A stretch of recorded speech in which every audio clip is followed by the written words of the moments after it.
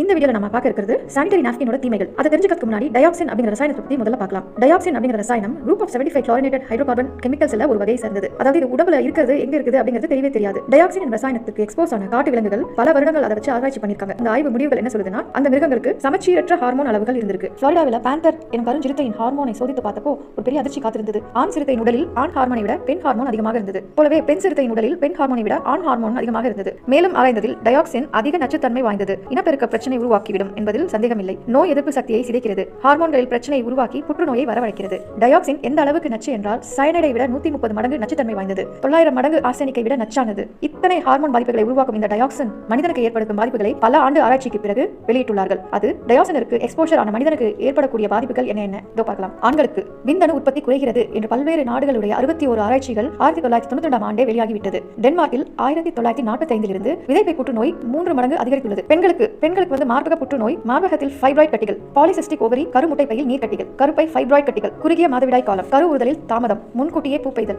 மாஸ்குலைசேஷன் எனும் ஆண் தன்மை அதிகரிப்பு. இவ்வளவு நச்சுத்தன்மை வாய்ந்த டயாக்சின் எங்கிருந்து வருகிறது என்று பார்ப்போம். ரசாயனம் தயாரிப்பு தொழிற்சாலை குப்பைகளை எரிக்கும் போது, பூச்சிக்கொல்லி, பூஞ்சானக்கொல்லி தயாரிக்கும் தொழிற்சாலைகள் பிளாஸ்டிக் பொருட்களை சூடு செய்யும் போது அல்லது எரிக்கும் போது, அசைவ உணவுகள், மருத்துவ கழிவுகளில் இருந்து.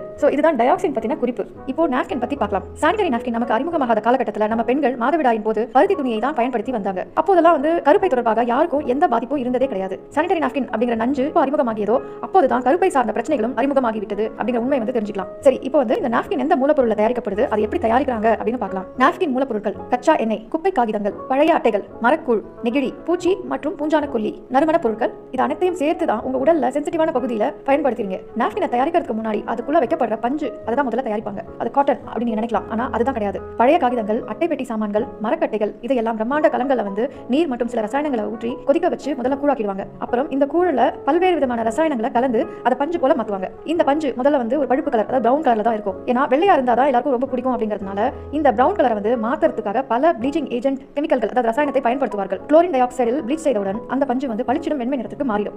இப்போது நாப்கினை தயாரிக்க முதல் லேயராக நான் ஓவனை எடுத்துக்கொள்வாங்க. பிறகு வெண்மையாக்கிய பஞ்சை எடுத்து அதில் சூப்பர் அப்சார்பன்ட் பாலிமர் SAP என்னும் ரசாயனத்தை கலப்பாங்க. இது எதுக்கு அப்படின்னா, உதிர திரவத்தை ஈர்த்து திடப்பொருளா அது மாத்திடும். எந்த அளவுக்கு ஈர்க்கும்னா, இந்த SAP தன்னை விட 30 இருந்து 60 மடங்கு திரவத்தை ஈர்த்து திடப்பொருளா மாத்திடும் சக்தி படைத்தது. இன்னும் அப்சார்பிங் கெபாசிட்டி அதிகரிக்கணும்னா மெலிசான நாப்கின்கள்ல ரேயான் கெமிக்கலை பயன்படுத்துவாங்க. அதுக்கப்புறம் கடைசி லேயரா பிளாஸ்டிக்கை பயன்படுத்துவாங்க. அப்போதுதான் உதிர திரவம் நாப்கினை தாண்டி வெளியில வராது. மேலும் இதில் உதிர ஸ்மெல் சில பேருக்கு பிடிக்காது அப்படிங்கிறதுக்காக அந்த வாசனையை மாற்ற ரசாயன நறுமண பொருட்கள், ஃப்ரேக்ரன்ஸ் டியோடரன்ட் சேர்க்கப்படுகிறது. இன்னும் பல ரசாயனங்கள் இதெல்லாம் சேர்த்து ஒரு வழியா அந்த 3 லேயர்களும் தயாராகிறது. பிறகு இந்த 3 லேயர்களுக்கும் கெமிக்கல் கம் கொண்டு ஒட்டப்பட்டு அழகான முறையில் பேக் செய்யப்பட்டு உங்க வீடுகளுக்கு கண்களுக்கு விருந்தா ஆடலாம், ஓடலாம், விளையாடலாம் அப்படின்னு விளம்பரம் செய்யப்படுது.